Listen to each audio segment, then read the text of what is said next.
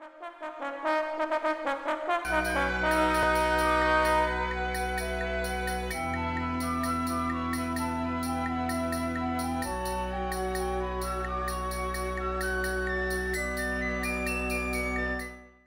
what up, my whack mods? Welcome to welcome to Bree's Bestiary, where we're gonna be talking about some dogos today. Do you guys like dogs? You like cats?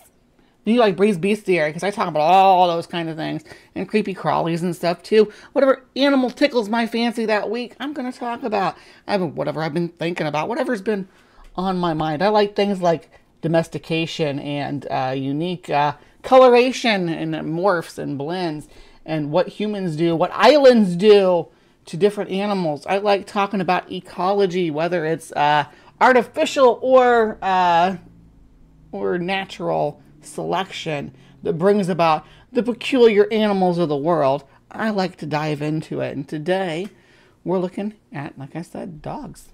I love dogs. I love dingoes. Do you like dingoes? Dingoes are a dog.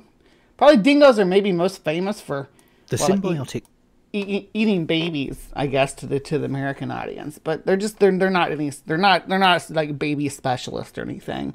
Dingoes do dingoes do survive on other things besides besides human babies, right? Dingoes will eat most of Australia's large herbivores. They're the top predator.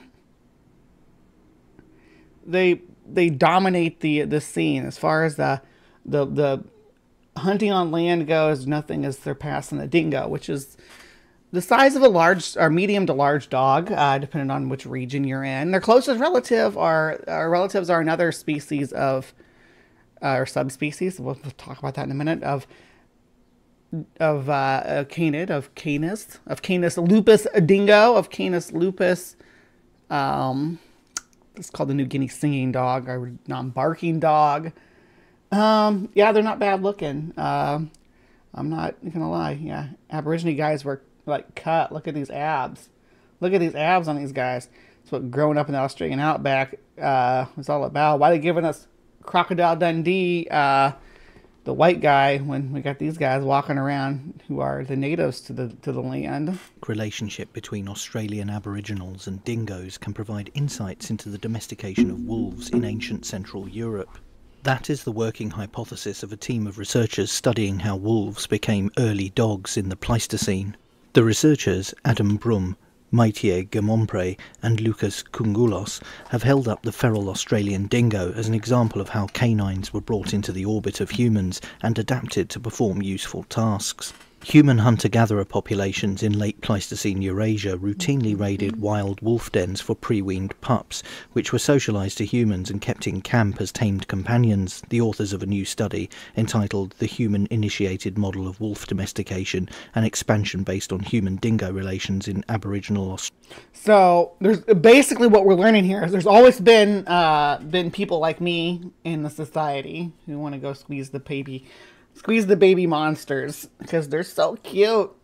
Such a cute little baby dingo. I want to squeeze you and touch your cute little boopy nose. Australia found.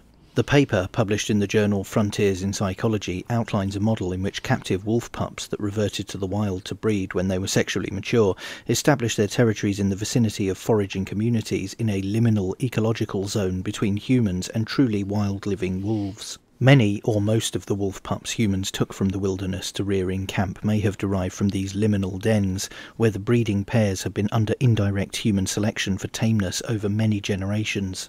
The authors... Yeah, because the calm ones don't get shot by hanging around. Like, the ones that are just calmly eating table scraps and whatnot in the dump area while you're sleeping are going to be treated a lot better than the ones sneaking up to your campfire to steal your food or your baby, right? Dingoes never learned that. Dingoes just keep going after the babies. I don't know why, but the wolves learned that. They said, if we still stay chill and stay back here, they don't shoot us. That's why the dogs that we ended up with are from the smaller, more meek examples of wolves, right? And those are the ones that were less aggressive towards us and more focused on, I'm just here to eat the table scraps, yo. And then that's how it goes down. That's how we do it.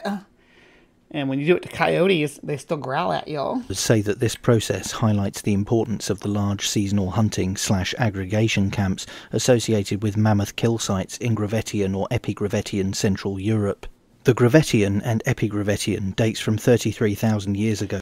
It's Gravettian and Epigravettian. Write that down. It will be on the test at the end of the show. So I hope you're all keeping out. Gravettian. To around 10,000 years ago. It was a period defined by the presence of enormous animals known as Pleistocene megafauna, including mammoths, cave lions, woolly rhinoceros, and giant short-faced bears. The researchers say that the mammoth kill sites were meeting points for a large number. I like when British people say sloths. Why don't you say sloth? Because they're giant. They're giant sloth. They say sloth. It's really cute. You know? Of foragers who gathered there annually during the wolves' breeding season. The authors suggest that over multiple generations, wolves that denned and whelped in these liminal zones close to the seasonal camps became the first domesticated dogs. The wolves who bred at the sites became the first source of pups, which were taken and gradually domesticated and dispersed close to the camps. The animals' limited range meant that breeding options were narrow. And so the primary genetic contributor to modern day dogs is predominantly from European stock, and we don't have a living example of the subspecies, which it was. They sometimes, what do they call them? They call them like Paleolithic wolves. Let me see here. Woof, woof, woof. Bear with me, I'm pulling it up. I'm trying to find where, because it's all about the carcinal teeth that distinguishes the difference between wolves and dogs. And try evolution. Pleistocene wolf. Canis imbroste. And dire wolves. That's not what I wanted. Anyway, I'll get back to that later. And inbreeding took place, fixing the domesticated traits. The study read, "It is this pattern of hunter-gatherers who caught and reared wild wolf pups, gathering seasonally in large numbers, that might have been the catalyst for the early changes leading to the first domesticated dogs, whether in Western Eurasia or further afield." It added, "It is reasoned that late Pleistocene women and children are likely to have played a central role in hand-raising young adopted wolves and other juvenile animals taken from the wild." At the time... See, Sumami, you're just fulfilling your natural role by taking in critters and rearing them. That's just your natural role in society. Of the European colonisation of Australia in 1788, most Aboriginal people lived in small foraging communities that moved seasonally between resource areas within a defined territorial range, although population density and patterns of mobility and settlement varied across the continent according to rainfall and other environmental features. During the early colonial period, Europeans commonly observed Aboriginal people cohabitating with dingoes. It has been demonstrated that this was not always the case, and, in fact, Aboriginals would at one time raid the dens of dingoes to take the pups as a food source. But, eventually, whilst this... Yeah, that's the thing you got to remember, too, is that because we have a natural aversion to eating dog meat here in the West, the U.S. and most of Europe. But dog meat is eaten pretty much everywhere else in the world. South America, Africa, Australia, apparently, Oceania, the pre-Columbian North America. Everybody ate dogs but us. They're big guinea pigs, too, so cats. Practice continued, some pups were saved from being eaten and were lovingly hand-reared. Numerous observers recorded that some were kept alive specifically with the intention of raising them in human society. These so-called camp dingoes had varied roles in indigenous communities, including guard animals, seemingly both from real and spiritual threats. Most authorities agree that Aboriginal people did not intentionally control the breeding of camp dingoes. Instead, the available accounts consistently state that they acquired dingo pups by conducting raids. I'm going to call my Australian followers the camp dingoes. Where are my camp dingoes at? Give me some love. Actually, I only have Mark, and he's probably went to bed by now. It's late over there. Camp dingoes have to sleep too. Camp dingoes have to sleep during the day because they keep guard for us, our camp at night. That's how we do it. On wild dens. The Pitjantjatjara people of Central Australia organised special purpose expeditions, including the midwinter pup whelping season, to raid wild dingo dens, with the intention of obtaining newborn pups as food and pets. Women most commonly undertook.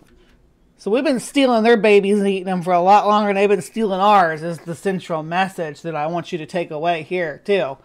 Yeah, a dingo ate my baby. You ate that dingo's baby first. This surrogate mothering role. The conclusion of the paper read, the close relationship between Aboriginal Australians and wild dingoes, as documented in the ethno-historical record, has implications for our understanding of the human-canid relations that may ultimately have given rise to domestic dogs in late Pleistocene Eurasia. Based on the dingo analogy, we contend that regular raiding of wolf dens for pre-weaned pups was a defining trait for the intimate relationship between humans and wolves that long preceded the appearance of the earliest uncontested dog remains in Eurasia. It added, we further infer that when hand-reared, so... I do like the colors that dingoes come in, too. They come in everything from white to like a dark chocolate, almost black, brown, and every color of red and brown in between. More so than wolves, they have a lot more red, obviously, more yellow and red in their fur color. Socialized human-selected wolf pups reach sexual maturity. They often would have reverted to the wild to breed, although some could have matured in captivity. Blessed be, people brought dingoes to Australia. Dingoes have only been in Australia as long as people have. That's how they got here. That's why they're not marsupials. So, marsupials, kind of weird to say. Marsupials originated, okay, so they originated in North America, right? And in Asia. But anyway, we'll start with North America. They migrated to South America. South America was isolated as an island. Then North America merged with Asia. So they died out in North America. Marsupials did. South America connected with Antarctica, which was already connected to Australia at the time. And marsupials migrated from South America across Antarctica. We have the fossils there too.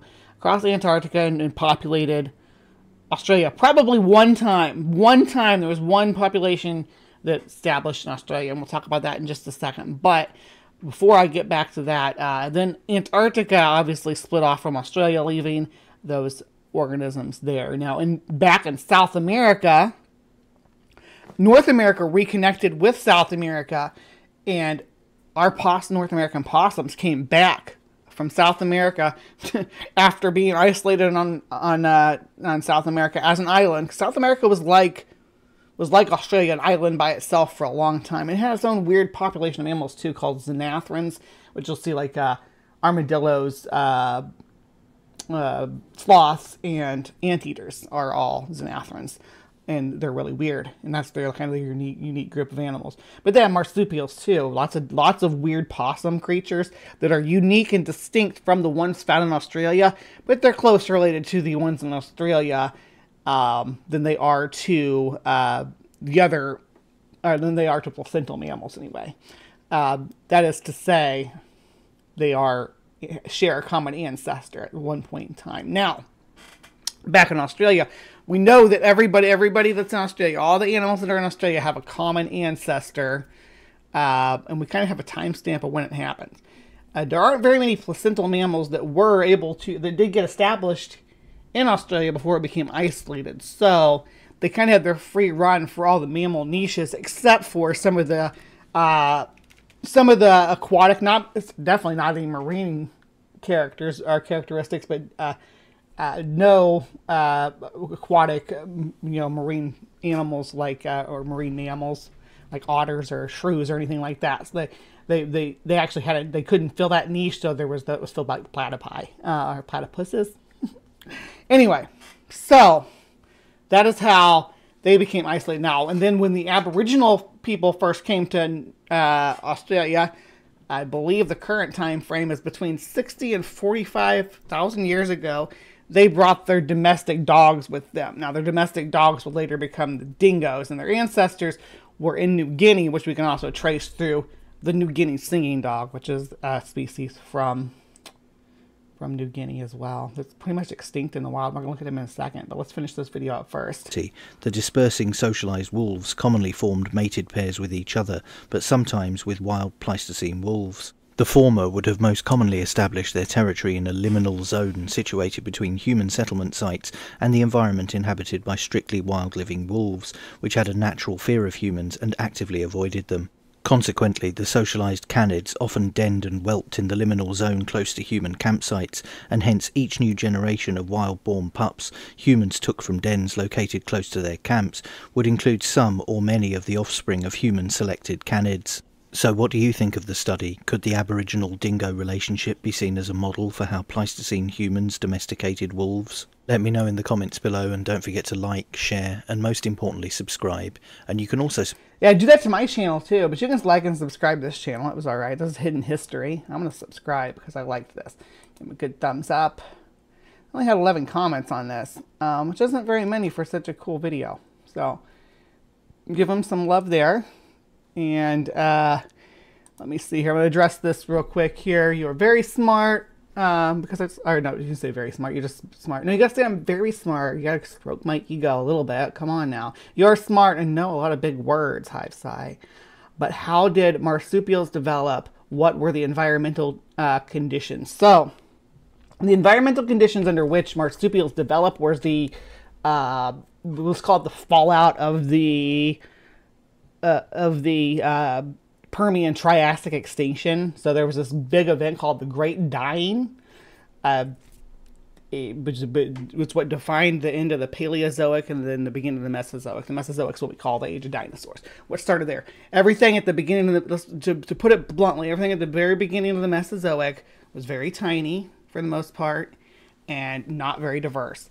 Our ancestors were every type of mammal that existed at this time was very shrew-like, whether they were a marsupial or a placental mammal or a monotreme. All of them were very shrew-like generalists that survived this extinction event, all right? So there were three groups of very similar animals that the only differences between them that were really prominent was how they carried their young. We had, you have a group that laid a small clutch of very developed eggs. And those eggs would hatch shortly after birth, and they'd lick from a milk pad. Then you'd have your marsupials, which would give birth to live young at a very early stage and pull them up into their pouch. Everything else about these little shrew-like animals are pretty much the same, except for this little difference in their reproductive anatomy. Now there are, and I'll talk about lizards in a second because that's going to be a matter a lot here. And then you had your placental mammals, which would carry their babies to a larger size and then give live birth to babies that can keep in a nest similar to the ones that hatch from the eggs or the ones that develop in the pouch. Now, there are organisms today, especially in modern reptiles, that can either lay eggs or give live birth depending on the situation that they're in. This isn't like something that's not found in nature. There's organisms that switch between these two reproductive characteristics, live birth or laying eggs, depending on the environment. There's lizards that live in Canada and Northern Europe and Russia. Depending on how far north they live, they'll give live birth or lay eggs. And you can take ones from the population in the north and bring them south, and they will continue to do what the ones in that region do, as opposed to what their natural or what they would do back home, right? So, if you think about it that way, we know that there's a stage which in organisms can be in flux between giving live birth or laying eggs, and that's this ancestral. And you think of a similar ancestral condition between mammals that are placental and marsupial, giving two different branches. Okay. A little bit more on the dingo front because that was a little bit off topic talking about marsupials. Marsupials aren't on the agenda for today. Maybe Mascot, soon, though. Pest, apex predator, public enemy.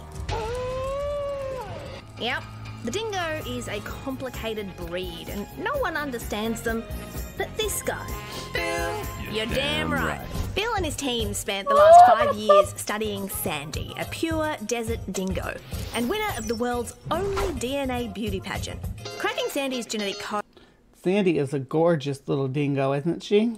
helped researchers establish once and for all that dingo does not equal dog. The dingo is not a dog. It is actually an intermediate between the wolf, the wild wolf, and the domestic dog. While both are descended from the same Egg laying is ancestral to all tetrapods. So yeah, ancestral monotremes. You say it's by design. It's how we were able to evolve to move away from the water. You know. same badass wolfy ancestor, dingoes branched off ages ago, way before modern dog breeds hit the scene, making them worried about about this as music. distantly related as humans and chimps, which is a cool thing to know, but also really important. It's really important to understand what is a pure dingo, what is a dingo-dog hybrid, and what is a feral dog. They eat different foods and food sources. The research also suggests that dingoes have evolved to favour the And are genetically unique and have different teeth. flavour of native fauna. The dingo is likely to actually, by preference, choose a low-fat, high-carbohydrate food, which is more like a marsupial. And that freaking massive fence we built to protect livestock might have been a slight overreaction. Whoops. So among all the feral fakes, is it time we showed the genuine article Hey, leave those dingoes there alone, y'all. They're doing all right. a little more love? The dingo is Australia's alpha predator. Australia doesn't have a really good reputation No, you're our alpha predator, Mr. Beardy Face. of handling its native species, so we really have to be aware of what's happening in Did you see him fall? our own backyard. It's like being on Ancestry.com, isn't it? Also, you're 5% koala. I can't wait to find that out. What That about was the being- bit that you We there's got some big more though. choice, Hold guys. on. Because those people have have the New Guinea singing dogs I was talking about. Yay! We'll check them out. Is this going to be...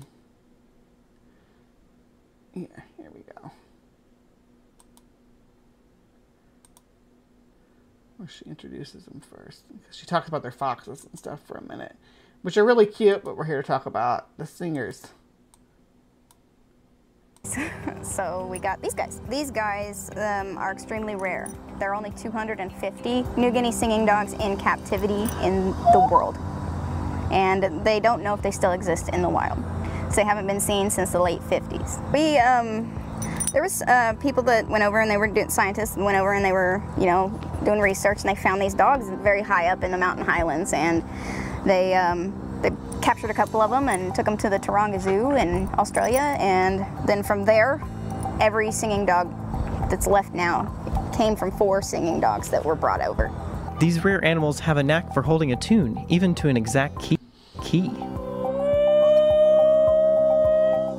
Opera singers love these dogs because they can hit all those really high notes. But they certainly aren't like your other regular pups. They are still wild animals. Their body language is different, their behaviors are different, so they don't always get along with domestic dogs, and people get them thinking that they will. They say it's a labor of love, giving mostly their own money and time to these animals so they can live their lives protected, since they have been domesticated and they cannot survive in the wild. Oh, I love animals, Silver period. fox so There's- bad. God, look at the silver foxes. They're so cute. Look at that with its gray ears and little gray face. I want to hold it. No way to get around that fact. There's so many animals that need help, and there's an abundance of people who help domestic animals, but there's not an abundance of people who help exotic animals. There are very few people who do what we do in the United States. I want and, most of these animals, they can't even be rehomed because they're How you going to rehome a wild animal like a singing dog? like him, they're a threatened species, or they're animals with behavioral issues. So we got abused animals. They are still wild animals, and you should always do your research before buying any animal as a pet. When it comes to wildlife, it's best left to the professionals. and you don't know what you're getting into, and that's how we end up with these animals, because people are all like, oh, I want a fox, because they see Juniper Fox on Instagram, or they see our Instagram, and they're all like, hey, I want a fox. And then I'm like, here's some pictures and videos of what happened to my house. Some exotic animal owners don't know what they're getting into, and they I wish I had taken pictures of the house when we had a raccoon, because that little bastard was a mess and a half. The cabinets above the sink were where we kept the cereals, and it knew that. We had like a rubber band lock thing on there, but it managed to get that off, and it would turn on the sink, stuff dish towels and washcloths into the drain on the sink, fill the sink up, and dump all of our cereal into the sink. One time, I was literally playing video games at my computer, like this, playing video games. And it was one of those computer desks, like the old ones that had the big arch over the back, with the, you could set stuff up on it. And I had like a candle up there, but not a candle. It was Barnett was sitting on a wax warmer, right? But it was a candle, just sitting on the wax warmer for the smell. The raccoon picked it up and dumped it on my keyboard, down on the carpet below me, and got into my keyboard, got into my mouse. Got all over everything on the desk, all over my clothes. He was he was still little at the time. What was his name? I think his name was Monkey Head or something like that, something silly. But he was a little guy when this happened. So I don't recommend having a raccoon or a fox as a pet, not for normal people. Someone like me, maybe. end up needing to get rid of them because of the lack of knowledge of the animal. These guys. But I wouldn't do it without the proper resources to take care of it. All right, so that was Bree's Bestiary, and I have one little EcoNews segment after this, so stick around for that. But thank you so much for hanging in here with me for Bree's Bestiary, looking at the dingo, a little bit of the history of the dingo and how we stole and ate their babies long before they ever touched ours. Now, please remember to be kind and take care, and we'll see you next time.